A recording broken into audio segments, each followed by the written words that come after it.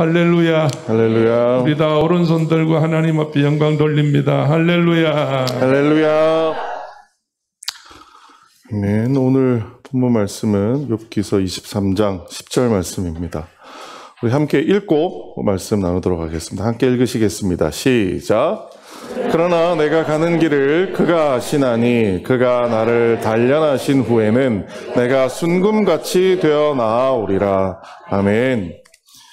원래는 지난주에 오려고 계획을 했다가 이런저런 사정이 생겨서 한 주 늦게 찾아뵙게 되었습니다. 3주 전에 저희 애들 다녀간 거 보셨죠? 네, 애들 많이 컸습니다. 애들이 벌써 이제 초등학교 5학년, 내년 이제 6학년 된답니다. 네. 애들이 크다 보니까요, 엄청 싸웁니다. 네, 엄청 싸워요. 근데 어렸을 때 싸우는 걸 보면, 이렇게 뭐 내가 갖고 싶은 거를 뭐 은찬이가 가지고 있으면 시은이가 뺏으려고 싸우거나, 혹은 시은이가 은찬이를 때려서 뭐 이렇게 서로 싸우거나 하는 일들이 많습니다.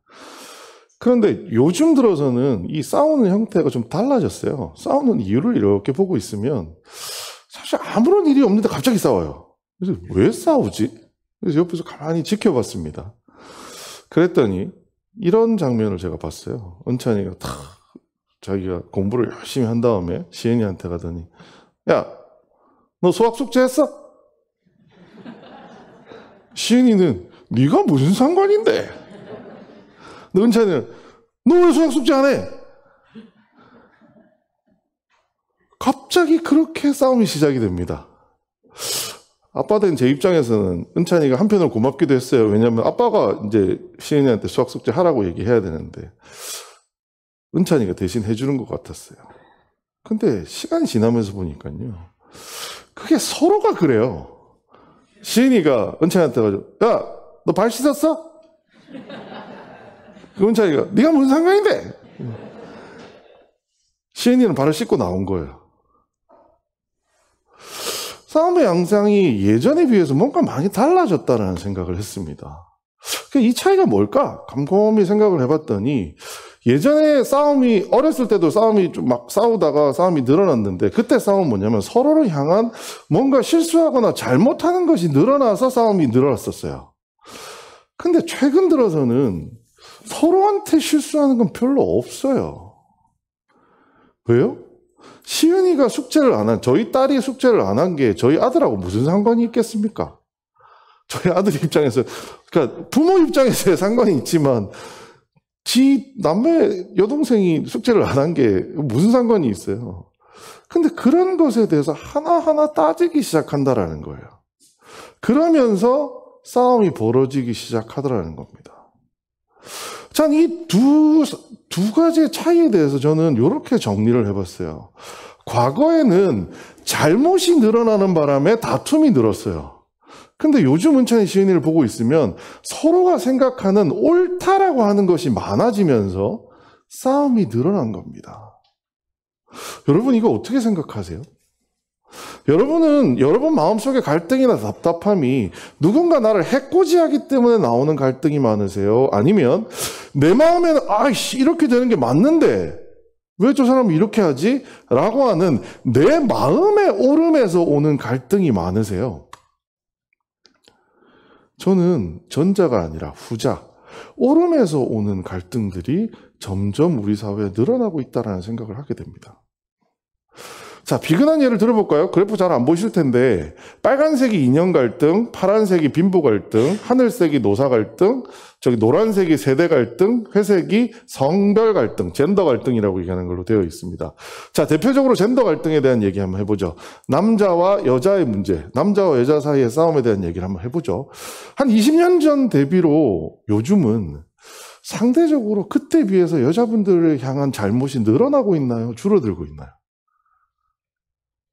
20년 전만 해도 남자들이 술 먹고 집에 와서 때려 부수고 하는 것들을 가지고 경찰이 출동 안 했습니다. 여러분 기억하실지 모르겠지만. 그런데 지금은요, 난리 납니다.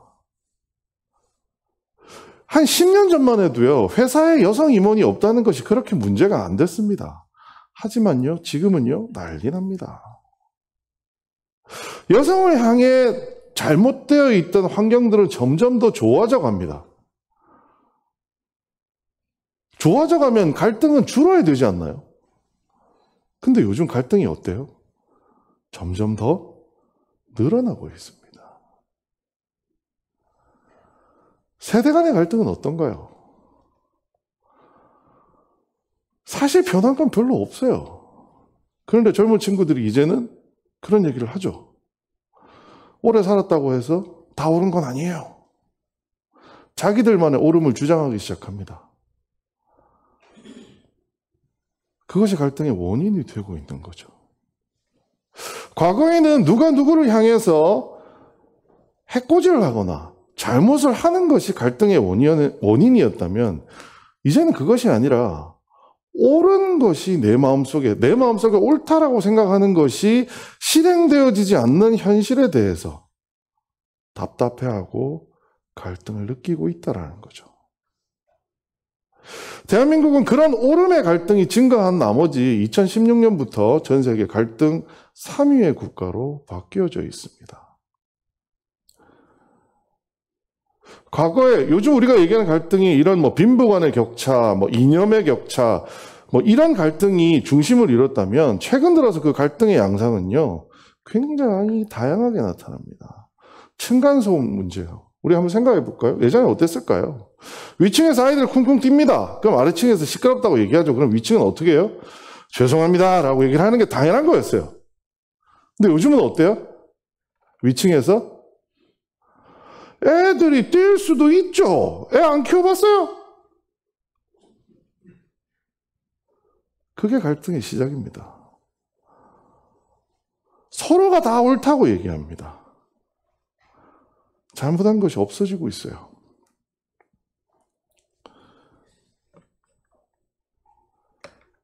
이렇게 옳음이 늘어나서 갈등이 커져가는 시대에 우리 그리스도인들은 어떻게 살아야 할까요? 그리스도인들은 어떻게 이런 옳음에 의한 갈등의 시대에서 지혜롭게 대처할 수 있을까요? 오늘 본문을 가지고 그 말씀을 한번 나눠보려고 합니다. 사실 제가 1주 지나서 이렇게 설교하러 오게 된 게 얼마나 하나님한테 감사한지 모릅니다. 사실 저는 지난주에 설교 준비를 다 끝내놨습니다. 어떻게 해요? 대충 끝내놨어요. 전체적인 얼개와 스토리를 다 잡은 다음에 이제 중간중간에 페이지만 만들어서 넣으면 되겠다 이렇게 생각을 하고 있었어요. 그래서 원래 생각에는 이제 어제 토요일쯤 내려와서 그냥 설교를 다시 정리를 해서 하면 되겠지. 왜요? 저 요새 월요일부터 금요일까지 하루에 7시간, 8시간씩 정말 떠들면서 일을 하거든요. 너무 피곤해요. 그런데 하나님이 기가 막히게 목요일 날 원래 예정되어 있던 일들 몇 개를 취소를 시켜주셨어요. 그래서 공교롭게 오후 시간이 비었습니다. 그래서 그래도 이번 주 설교를 하는데 다시 본문을 봐야 되지 않겠어? 본문을 봤다가 제가 정말 비상이 걸렸습니다. 왜냐? 제가 지난주에 설교하려고 했던 것과 제가 다시 읽은 설교 본문이 전혀 달랐기 때문이에요. 오늘 우리가 읽은 본문은 너무나 유명한 구절입니다. 그렇죠? 왜요? 오늘 시작할 때 우리 그 찬송 나왔잖아요. 이 찬양. 주가 보이신 생명에게. 이 찬양 다 아시죠?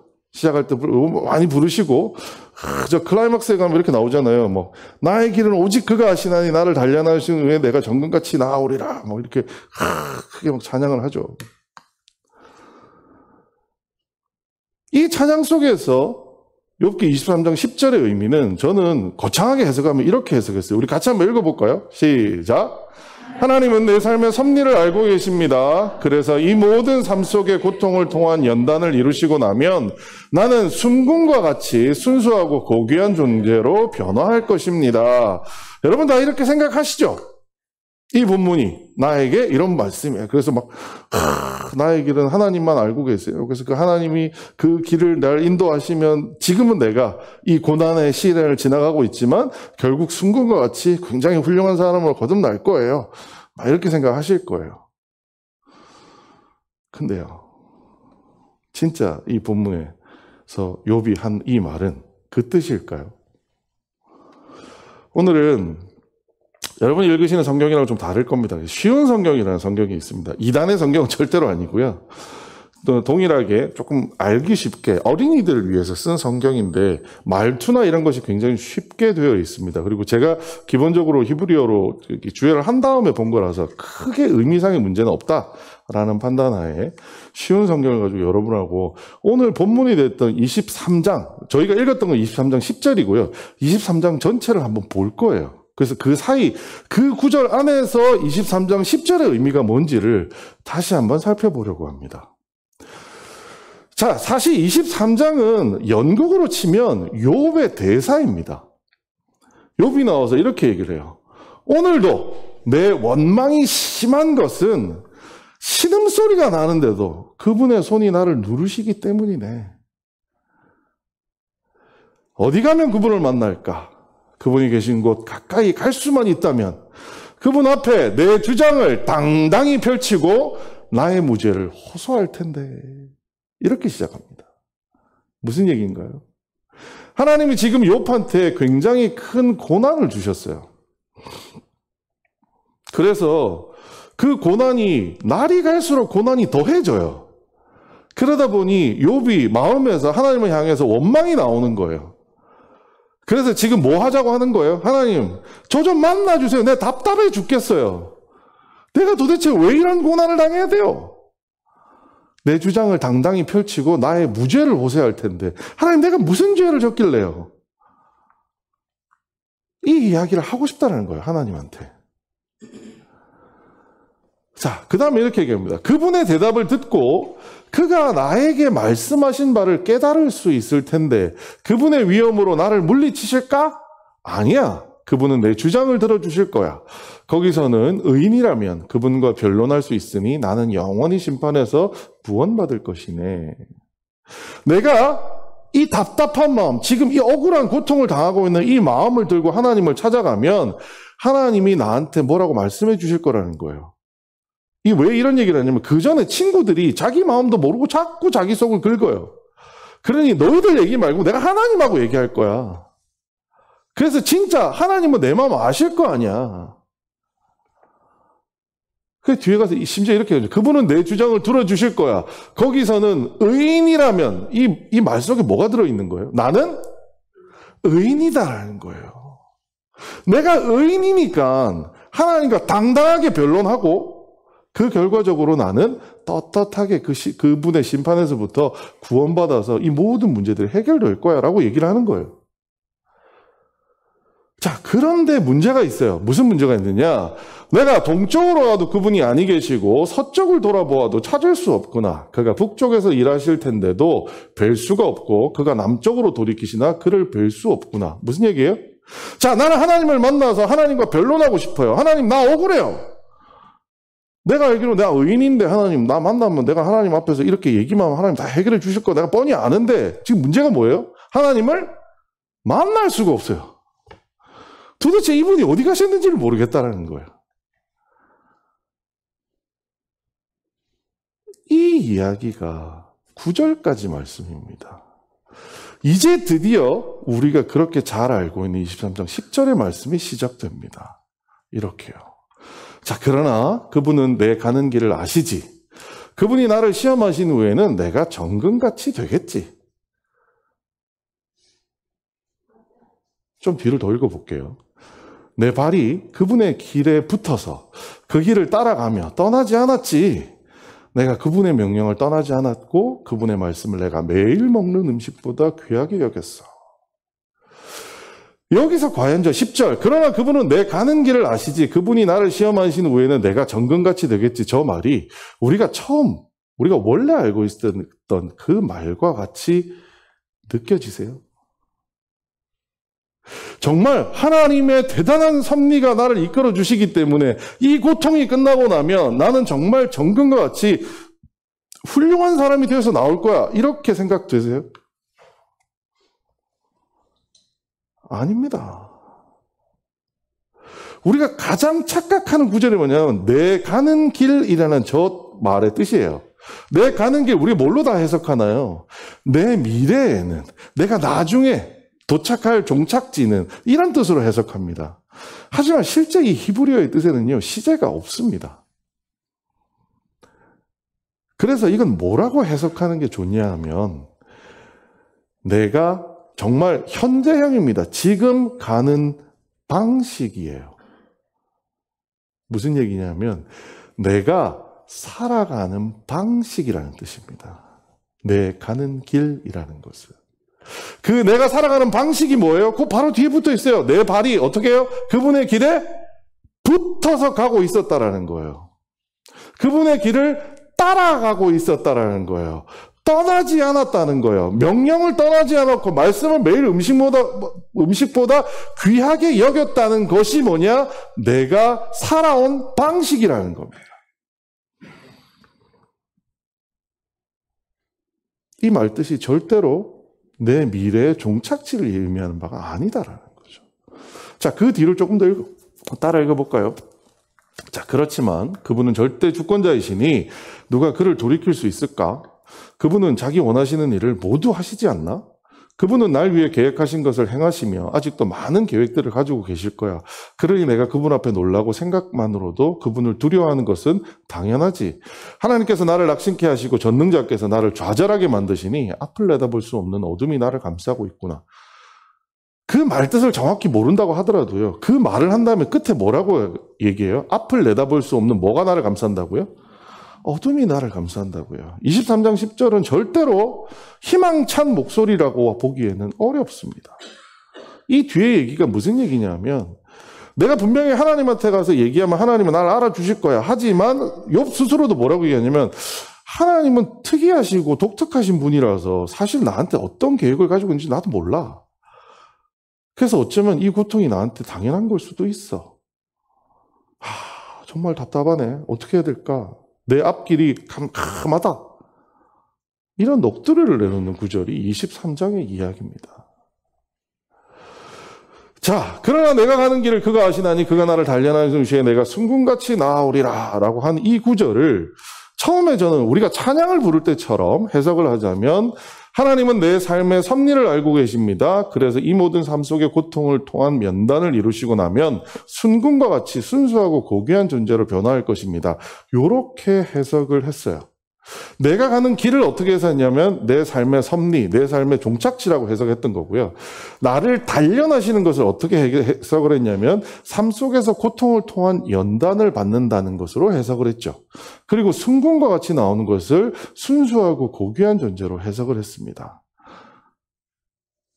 하지만 실제 우리가 23장을 읽어보고 나서 느낌은 여러분 조금 다르지 않으세요? 제가 지난 목요일 날 받았던 충격은 엄청났습니다. 커피숍에서 헉! 했어요. 하나님, 큰일 날 뻔했네요. 제가 헛소리 할 뻔했습니다. 그냥 익히 알고 있던 그 말씀, 그게 진짜 그 뜻인 줄 알고 실제 이 본문의 뜻을 저는 다시 이렇게 해석하려고 합니다. 욥의 말로 해석해보자면 이거예요. 자, 그러나 내가 가는 길을 그가 아시나니 내가 가는 길이 뭐라고요? 이제까지 내가 살아온 삶의 방식이라는 거예요. 자신 있어요. 왜요? 하나님의 방식을 떠난 적이 없거든요. 하나님은 뭘 알고 계세요? 내가 살아온 방식을 알고 계십니다. 지금도 살고 있는 방식을 알고 계십니다라는 얘기예요. 자, 그 다음에 그가 나를 단련하신 후에, 저 단련이라는 단어가요. 요즘은 과학적인 수사 기법이 많이 나와서 안 하는 수사 기법이 하나 있습니다. 근데 예전에는 굉장히 그 당시에는 유용했던 수사 기법이 하나 있대요. 그게 뭔지 아세요? 고문입니다. 고문을 하면 자백을 해요, 안 해요? 자백을 해요. 그가 나를 단련하신 후에 저 단련은 사실은 나를 조사한다는 뜻이에요. 나를 연단시켜서 훌륭한 존재로 만들겠다가 아니고요. 내가 그 방식대로 살아왔는지, 그러니까 내가 지금 겪고 있는 이 고통이 나에게 합당한 건지를 하나님께서 조사해 보신다면 이런 뜻이에요. 나는 뭐가 될 거라고요, 그러면? 순금이 된다. 이 순금의 뜻이 뭘까요? 막 엄청나게 고결한 존재를 얘기할까요? 아닙니다. 요즘 말로 치면 이거예요. 무죄방면될 거라는 거예요. 내가 지금 고통을 받고 있잖아요. 말도 안 되는, 택도 아닌 고통을 받고 있는 거잖아요. 하나님이 내가 살아온 방식을 알고 있다면, 그래서 나의 살아온 방식을 조사해 보신다면, 내 이 고통이 나한테 합당하지 않은 고통이라는 것을 아시고, 이 고통으로부터 나를 해방시켜 주실 거다. 여러분이 알고 있는 뜻과 맞나요? 어떠세요? 저는 목요일 날 이 본문을 이렇게 해석하고 나서 정말 밤잠을 헤맸습니다. 야, 이렇게 다른 뜻이었어? 그럼 이 본문을 통해서 하나님이 나한테 우리한테 하고자 하는 말씀이 뭐지?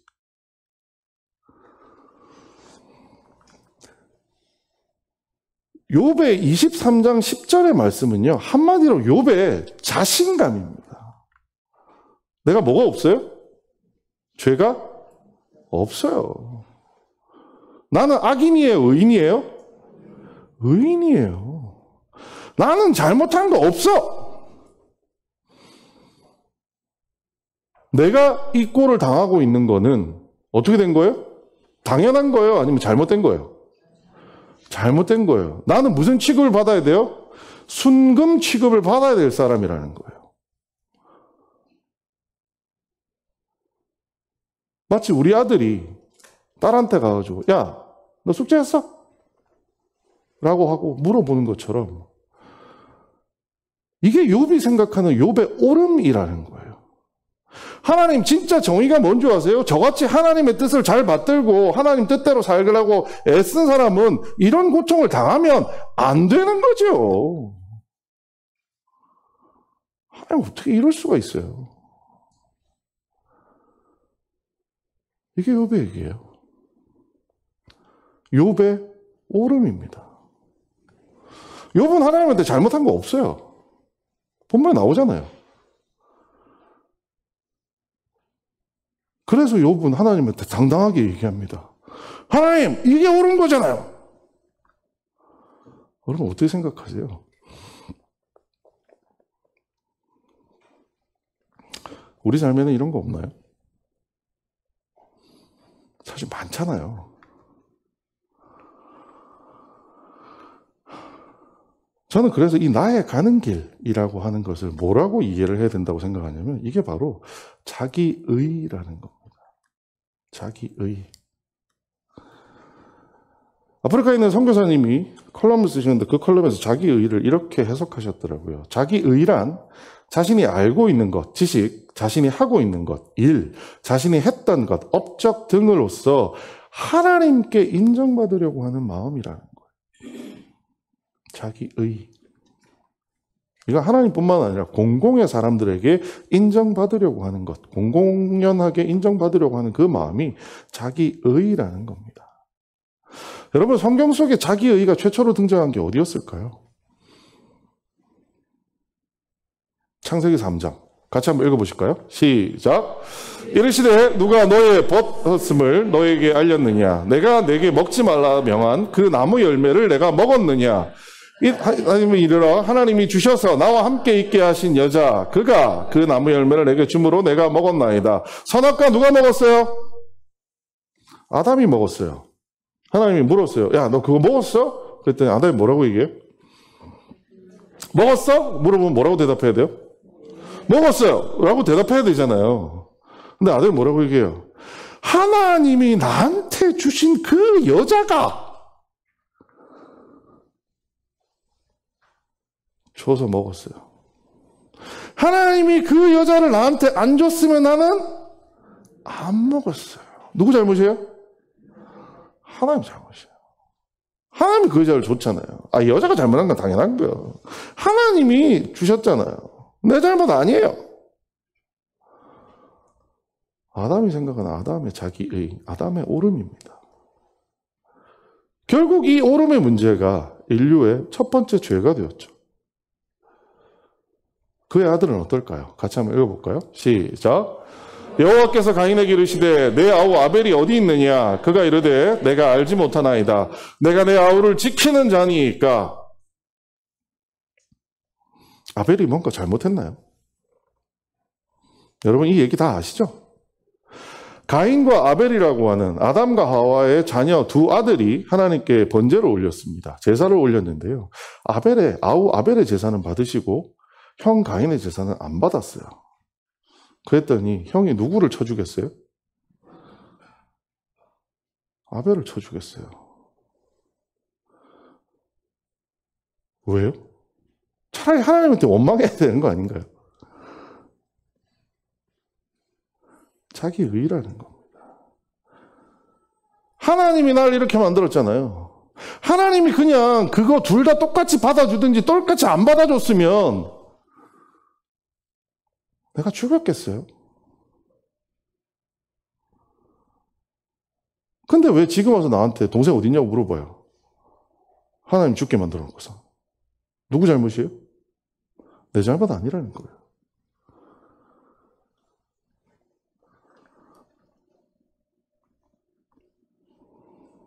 이런 자기 의에 쉽게 빠지는 사람들이 많습니다. 어떤 사람들일까요? 성경에 나오는 것만 말씀드릴게요. 우리가 살면서 하는 얘기 말고 성경에 나오는 대로만 말씀드릴게요. 같이 한번 읽어보겠습니다. 시작. 내가 증언하노니 그들이 하나님께 열심히 있으나 올바른 지식을 따를 것이 아니니라. 하나님의 의를 모르고 자기의 의를 세우려고 힘써 하나님의 의에 복종하지 아니하였느니라. 누구를 향한 설명이냐? 유대인을 향해서 바울이 하는 얘기입니다. 유대인에게는 뭐가 있어요? 하나님께 열심히 있었어요.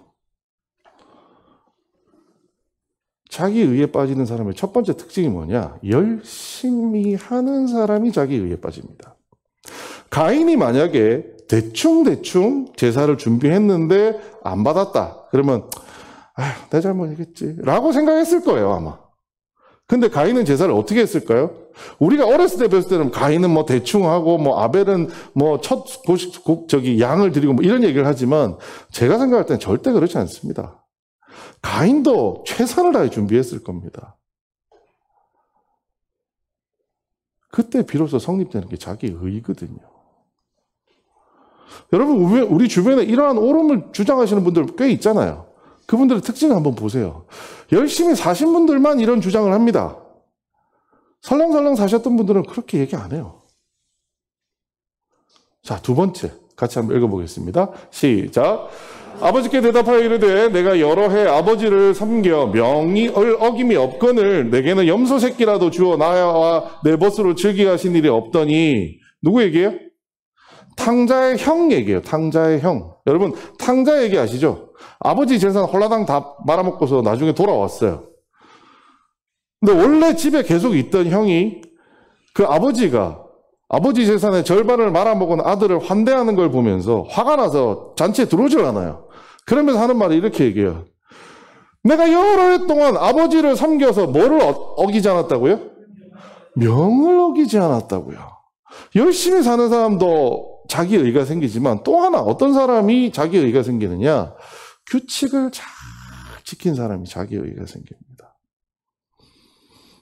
아빠의 명을 어긴 적이 없어요. 근데 아빠는 왜 나한테 이래요? 라는 거죠. 저희 아들이 저희 딸한테 하는 얘기가 딱 그거예요. 야, 나는 아빠 엄마가 시키는 수학 숙제를 다 했단 말이야. 넌 했어? 이거예요.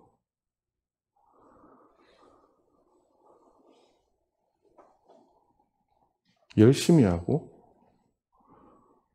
법대로 사는 사람이 자기 의에 빠지기 쉽다라는 겁니다. 여러분, 이건 너무 안타까운 현실 아닌가요? 이제까지 우리가 교회에서 가르치고 배운 바가 뭐였나요? 열심히 살아라. 하나님의 율법대로 지켜서 사십시오.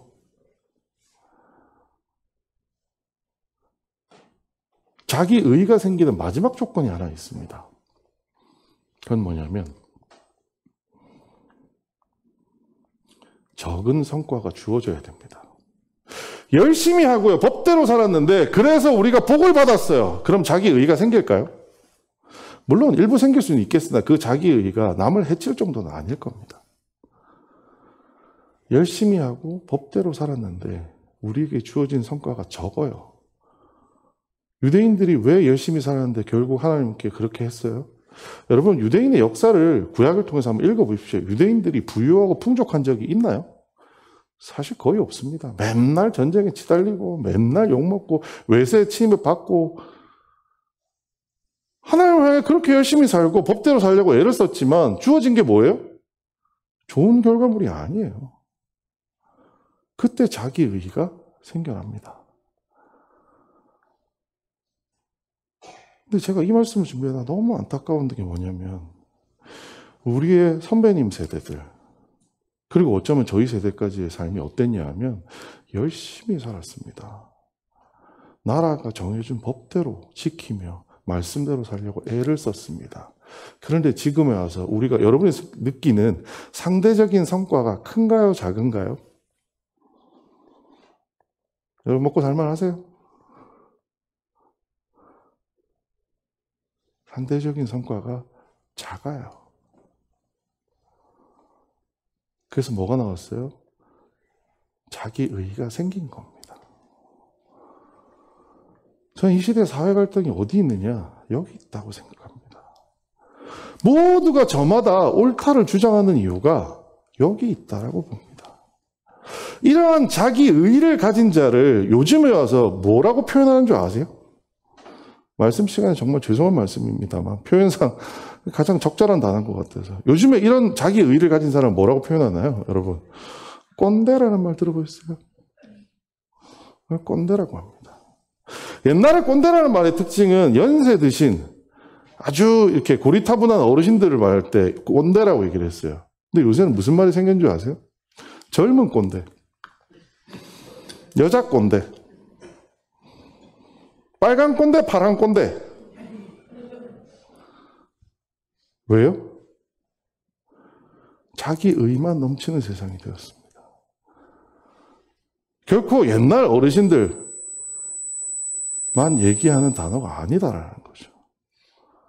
이 꼰대란 단어가 이 사회를 대변해주는 단어가 되어버렸습니다. 그리고 이 꼰대란 단어가 특정 연령층의 특정 사람을 지정하는 게 아니고요. 젊은 꼰대, 여자 꼰대, 빨간 꼰대, 파란 꼰대. 안타까운 현실은 이거죠. 그들은 다 열심히 살았어요. 그들은 다 법대로 살았어요. 그런데 어떻게 돼요? 상대적으로 성과가 적다고 느끼는 거예요. 그래서 그들은 꼰대가 되어갑니다. 그래서 그들은 나의 옳음을 가지고 세상에 나와서 싸우기 시작합니다. 그런 꼰대들이 부딪혀서 만들어지는 것이 이 세상의 갈등이 된다는 거죠. 하나님은 그러한 욥을 향해서 처음 등장하자마자 한마디로 딱 단죄를 하세요. 같이 읽겠습니다. 시작. 무식한 말로 나의 뜻을 어둡게 하는 자가 누구냐? 무슨 말요? 무식한 소리 하지 말라는 거예요. 무식한 소리. 욥의 얘기가 무식한 소리라는 거예요. 저기 무식한 말이라고 하는 것은 뭐냐면 식자가 지혜잖아요. 지식, 지혜.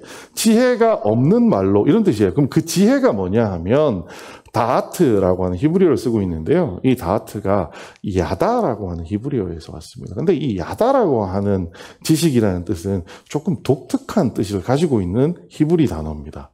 어떤 단어냐 하면 학교에서 선생님한테 배운 지식을 야다라고 표현하지 않습니다. 야다라고 표현한 지식은 어떤 지식이냐면 삶의 경험에서 체득한 진짜 지식을 얘기합니다. 학교에서 배운 거 말고 여러분 살아보니 인생에서 알게 되는 지식들 있으시죠? 다 저보다 연배시고 선배시니까 여러분 다 있으시잖아요. 학교에서 배운 거 그거 다 맞던가요? 1 더하기 1은 2? 그건 이론적인 지식이고요. 세상 살아보니 새로운 우리 인생에서 진짜로 막 느껴지는 지혜와 지식들이 있지 않은가요? 그 지식을 뭐라고 얘기하느냐? 그게 바로 다하트. 근데 하나님 뭐라고 얘기하시냐면 너희는 그런 지식이 없다라고 얘기하시는 거예요. 그런 지식이 부족한 채 나한테 얘기를 하는구나라고 말씀하시는 거예요. 근데 도대체 그럼 그런 지식이 뭐냐는 거예요. 체험을 통해서 얻어야 되는 지식이 뭐냐는 거예요. 이 본문 좀 길지만 우리 함께 읽어보겠습니다. 시작.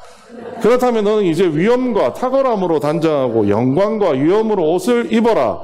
그리고 내 분노를 터뜨려 보아라. 거만한 자들을 모조리 낮추어 보아라. 교만한 자들을 찾아서 겸손하게 굴복시키고 악인들을 그 자리에서 짓밟아 보아라. 그들을 모두 흙 속에 묻어 저들의 얼굴을 무덤에 흩어라. 그리하면 나도 내 힘이 너를 구원할 수 있다고 인정하겠다. 우리가 얻어야 되는 지식이 뭐라고요? 내 힘이, 우리의 힘이 우리를 구원할 수 있다고요? 없다고요? 없다고 인정을 하는 그 지식이 없는 사람을 가지고 이렇게 말씀하신 거예요. 욥이 계속해서 한 얘기, 우리가 계속해서 가지고 있는 우리의 오름은 뭐냐는 거예요. 우리의 힘이 우리를 구원할 수 있다는 거예요. 왜요? 내 생각에는 그게 맞거든요. 내 생각에는 내가 가지고 있는 짧은 경험과 내가 가지고 있는 짧은 지식의 체계에서는 아빠가 시킨 숙제를 하는 게 맞다라는 거예요. 그런데 넌 왜 그거 안 했니? 라고 하면서 화를 내는 거죠. 그런데 더 넓은 아빠의 입장에서 보자면 숙제 한 번 안 해도 괜찮아요. 그런데 우리 아들은 그걸 가지고 동생을 혼을 내고 있는 거죠. 근데 그걸 가지고 수많은 이 세상에 자기 의의를 가진 꼰대들은 서로를 향해 잘못했다고 혼을 내고 화를 내고 있는 거죠. 그것을 향하여 하나님이 이렇게 말씀하셨습니다. 네가 네 인생을 운행할 수 있다고? 그런 무식한 말로 내 뜻을 흐트려고 하지 마. 라고 첫 일성을 토하듯이 말씀하십니다. 여러분, 여러분이 옳다고 생각하는 그것이 세상을 바꿀 능력이 있습니까? 여러분, 지금 여러분 마음에도 여러분의 의의가 있지 않나요? 정치는 이렇게 해야 돼. 요즘 젊은 것들은, 요즘 어르신들은, 남자가, 여자가. 여러분 마음에도 여러분의 의의가 있지 않나요? 하나님이 말씀하십니다. 그거 가지고 해봐. 그래서 그걸로 세상을 니네들이 바꿀 수 있으면 나도 인정해 줄게.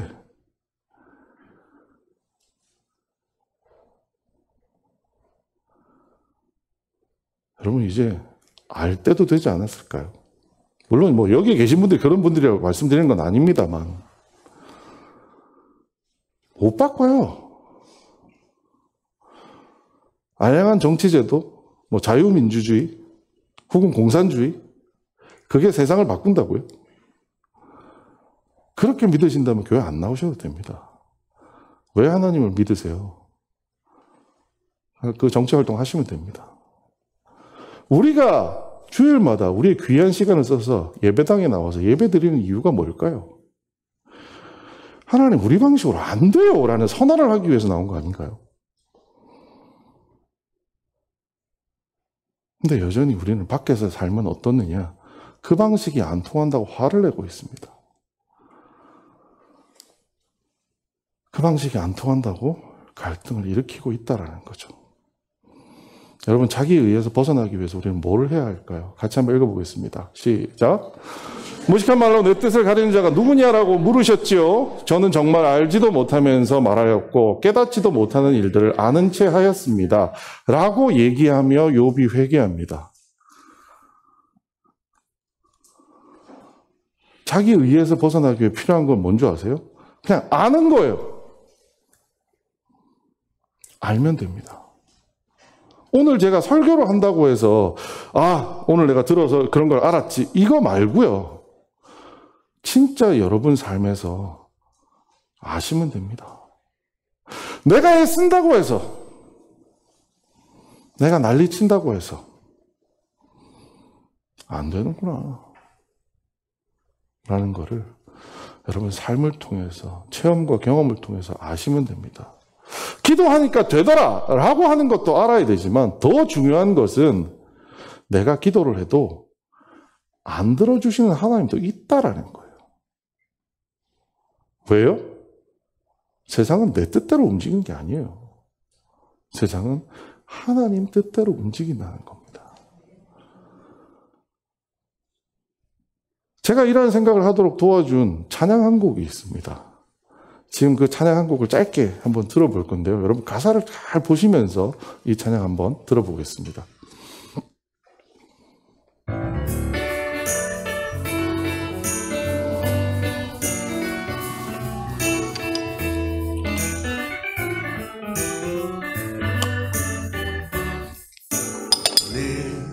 일은 점점 힘들어지고 새로운 일을 시작하러 누가 안 나고 주위의 시선은 점점 부담이 되고 자꾸 숨이 턱턱 막혀오네. 왜 이렇게 사는 게 힘들까? 사는 게 힘들까? 어디서부터 잘못된 걸까? 언제부턴가 주님 따라 걷던 길에 나만 혼자 바쁘게 걸어가고 있네. 이제 주님 먼저 가세요. 나 주님 따라갈게요. 내 삶을 이끌 능력이 내겐 없어요. 이제 주님 먼저 가세요. 나 주님 따라갈게요. 주님이 주인 되신 삶 가장 행복해요.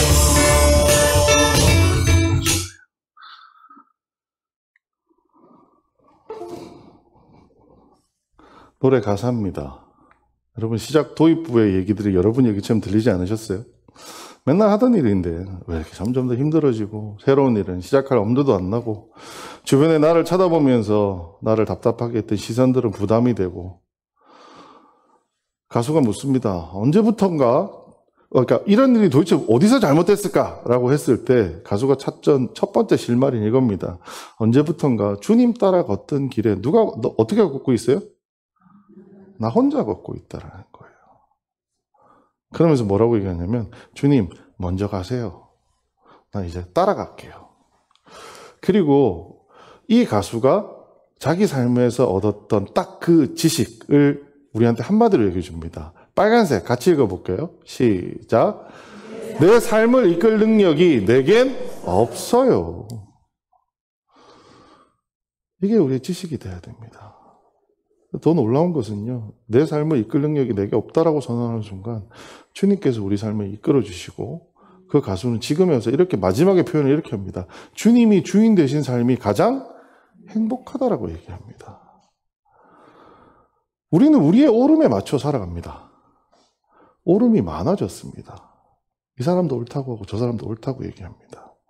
층간소음의 주범이었던 위층 사람도 이제는 애가 그럴 수도 있죠 라고 내가 옳다라고 얘기합니다. 수많은 그 오름 속에서 우리 그리스도인들은 어떻게 살아야 될까요? 우리도 불쑥불쑥 우리 마음속에 내가 뭐 잘못했는데 라는 생각이 들어서 꼰대가 되려고 할 때 우리는 어떻게 해야 될까요? 우리에겐 지식이 필요합니다. 설교 말씀 들어서 아는 지식 말고요. 여러분 인생에 살아가면서 이러한 경험과 체험을 얻기 바랍니다. 뭐요? 내 삶을 이끌 능력이 나에겐 없다라는 겁니다. 여러분 이제까지 반대로 살아오셨죠? 내 삶은 내가 이끌어와야 돼. 어떻게든 책임져야 되지. 그래서 예수님 하나님조차도 여러분의 수호신이었잖아요. 내게 문제가 생기면 문제 해결하기 위해서 기도하러 오셨잖아요. 아니면 더 좋겠습니다만. 일반적인 신앙인들은 그렇게 살았대요. 여러분은 어떠셨습니까? 내 삶을 이끌 능력이 여러분에게 있나요? 이 세상은 내 삶을 이끌 능력이 나에게 있다는 사람으로 넘쳐납니다. 그 사람들끼리의 싸움이 오늘 이 세상의 갈등이 되었습니다. 하지만 여러분 놀랍게 인류의 역사는 생각보다 오래됐습니다. 그렇죠? 그 역사에 더 긴 시간은 그 오름이 오른지조차도 모른 채 살아왔다는 것이 인류의 역사입니다. 하지만 놀랍게도 하나님은 그 역사를 여기까지 이끌어 오신 분들이 하나님이시라는 것을 저는 믿습니다. 그리고 나면요, 이런 일도 벌어집니다. 마지막에 우리 같이 한번 읽으시죠. 시작. 그런즉 너희는 숫소 7과 수양이 7을 가지고 내 종 욥에게 가서 너희를 위하여 번제를 드리라. 내 종 욥이 너희를 위하여 기도할 것인즉 내가 그를 기쁘게 받으리니 너희가 우매한 만큼 너희에게 갚지 아니하리라. 이는 너희가 나를 가리켜 말한 것이 내 종 욥의 말같이 옳지 못함이라. 아멘. 하나님은 욥을 정말 어떻게 욥의 인격으로 따져보자면 거의 밑바닥까지 쳐박으세요. 네가 잘했다고? 뭘? 욥 스스로가 얘기하잖아요. 하나님, 저는 판단할 능력이 없어요. 하나님 알아서 해주세요.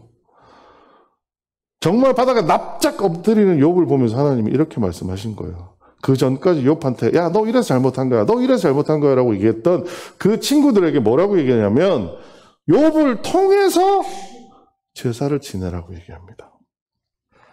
하나님이 하나님의 손으로 그 친구들이 비난했던 욥을 이렇게 일으켜 세워주시는 장면이 바로 이 마지막 장면입니다. 욥은 일어나고 싶었어요. 그 친구들의 비난이 싫어서 스스로 어떻게든 일어나 보려고 했어요. 스스로가 이제까지 살아왔던 그 오름으로 친구들을 이겨보려고 했어요. 근데 정작 언제 이겼나요? 다 포기하고 납작 엎드렸을 때 하나님 그 손을 들고 일으켜 주시는 걸 우리는 욥기를 통해서 볼 수 있습니다. 우리의 인생은 어떤 식으로 운행되어야 할까요? 여러분 지금 뭔가 애쓰고 계시나요? 여러분이 생각하시는 어떠한 오름, 당연히 이래야 되는데 왜 그게 안 되지? 라고 하는 걸로 답답해 하시면서 기도하시나요? 여러분 다 내려놓으십시오. 그리고 나면 편해집니다. 3주 전에 차를 끌고 서울 올라가다가 차가 저희 애들하고 동갑이거든요. 차가 낡았어요. 속으로 이런 생각을 했습니다. 세상에 가장 편한 차는 어떤 차일까? 여러분, 세상에 가장 어떤 차가 제일 편할까요? 요즘에 처음에 딱 들었던 생각이 제네시스 뭐 이런 차들 되게 편하다던데 그런 차 편할까? 막 주변에 또 벤츠 타는 친구들 역시 수입차지 벤츠가 편할까? 이런 생각을 했어요. 근데 문득 든 생각이 전 창원에 올 때 힘들다고 생각한 적이 한 번도 없거든요. 근데 유독 그날 힘들었어요. 왜 이렇게 힘이 들지? 가만히 생각해 봤어요. 차이가 딱 하나 있었습니다. 뭐였을까요? 제가 운전을 하고 가고 있었어요. 다른 때는 어떻게 해요? 남이 운전하는 차를 타요. 내 차가 아무리 좋으면 뭐예요? 내가 운전해야 되는데. 여러분의 인생이 아무리 빛나서 벤츠 같은 인생이 되면 뭐합니까? 운전수의 능력이 고만고만한데. 오늘 저는 KTX 타고 올라갑니다. 얼마나 편할까요? 길 막힐 걱정할까요? 사고 날 걱정할까요? 늦게 도착할까 봐 걱정할까요? 아니요. 우리의 인생도 똑같다고 생각합니다. 여러분이 내 인생의 주인이 되는 것은 내 승용차를 더 좋은 차를 만들겠다는 것에 불과합니다. 하지만 그 승용차를 운전해야 되는 것이 여러분 자신이 되면 피곤합니다. 여러분 장거리 운전 해보셨잖아요. 근데요 KTX에 그냥 올라타보세요. 어떻게 될까요? 그냥 편안하게 앉아있으면 내가 종착지에 도착합니다. 내가 가는 길이라는 제목을 붙였습니다. 원래 내가 가는 길이 하나님의 섭리라는 뜻으로 해석하려고 저는 지난주에 생각했었어요. 근데 이번 주에 와서 저는 이 내가 가는 길을 뭘로 해석했느냐? 자기 의로 해석했습니다. 여러분도 여러분의 삶의 방식이 있고 여러분의 오름이 있을 겁니다. 그것 때문에 많은 갈등이 있을 거고 힘듦이 있을 겁니다. 하지만 오늘 이 본문 기억하시고 여러분 이제 삶에서 그런 경험 있어지기 원합니다.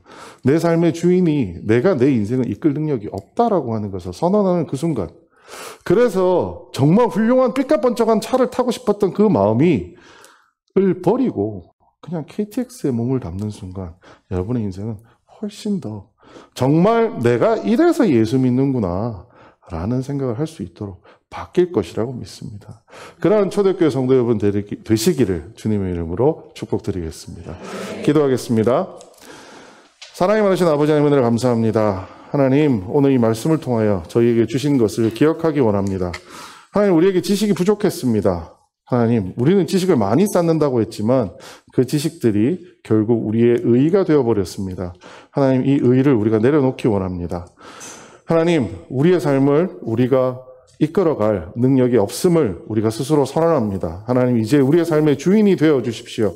하나님, 내가 몰고 가는 자동차가 더 럭셔리해지고 더 삐까뻔쩍하게 해지는 그런 삶, 하나님 이제 내려놓겠습니다. 하나님의 열차를 우리가 타기 원하옵나니 우리가 그 구원 열차를 통하여 마지막 구원의 그 순간까지 주님께서 책임지고 인도하여 주시옵소서. 모든 말씀 예수님 이름으로 기도드렸습니다.